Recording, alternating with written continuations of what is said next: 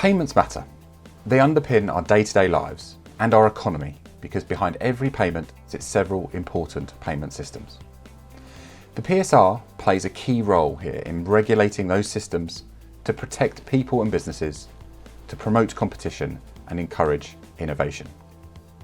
Payments are made by everybody, from large organisations to individuals going about their daily lives, and each has different payment needs. The PSR is here to make sure that we all have choice, that those systems work well, safely and securely, but importantly, that no one is left behind.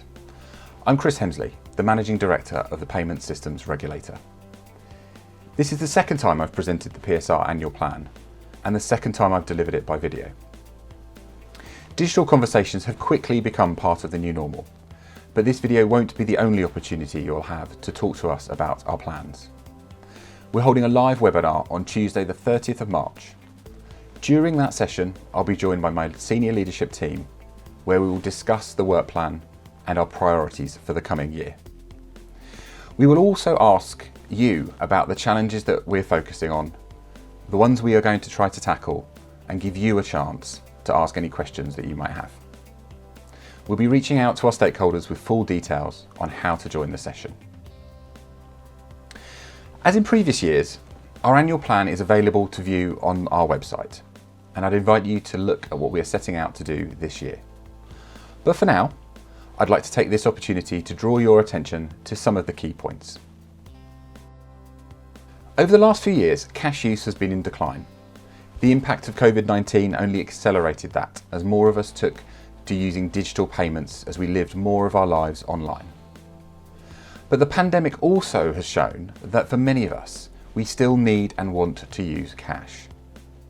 As such, our work plan continues to prioritise access to cash, building on the developments we've seen over the last couple of years, and we will continue to work with industry, consumer groups and other regulators to protect access to cash, while supporting and encouraging the drive for innovative solutions that are fit for the future. We've also seen that unfortunately, authorised push payment fraud continues to impact people every day. We've made progress here with last year's implementation of the name checking service, confirmation of Payee, designed as one way to prevent those scams from happening in the first place. The industry's own voluntary code, introduced in May 2019, has also delivered better outcomes to some victims. But we don't think the code has yet gone far enough in achieving our aims. So in February 2021, we published a call for views, which explores possible ways to reduce APP scams, with a suite of measures designed to offer greater protections and also to make life harder for criminals. Our work this year will build on that call for views to achieve the right outcome for everyone.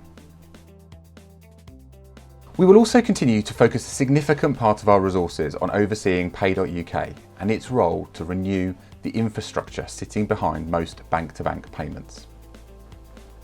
This is referred to as the New Payments Architecture, or NPA. The effective delivery of the NPA will see a transformation in the infrastructure used to enable payments in the UK, and it's essential it is done properly. In January, we set out a consultation to make sure this aim was achieved by looking at ways to lower the risks to the successful delivery of the NPA, and also to manage the risks to competition and innovation once the NPA is operational. Our consultation is the first step in considering how these risks can be managed while maximising the benefits of the NPA. And of course, we'll keep you all updated on our progress through the course of the year. And we intend to publish what we see as the way forward, including the scope of the central infrastructure procurement later in this year. There are many other benefits to the successful delivery of the NPA, specifically around the opportunities to develop new payment methods. With greater digital innovation and renewed payments infrastructure on the horizon, now is the right time to explore how interbank payments, that's how someone can pay directly from their account to another, will start to play a greater role. We see significant opportunities here, for example in how we can use interbank payments in a retail setting as an alternative to card or cash payment. We've already started this work with our call for views on the consumer protections that are currently available. But we think there is a big opportunity here, and we will investigate what barriers there might be to interbank payments playing a greater role and what we can do to remove those barriers. So keeping an eye to the future, this year we will also be publishing our strategy for payments. Over the last 12 months, we've been talking to stakeholders, investigating the payments landscape, and our strategy would help us prioritise the areas that we need to focus on most, but also to make those priorities clearer to all of our stakeholders. A lot of what I've spoken about already has a firm focus on the future. But of course, all of this work sits alongside several other important work streams.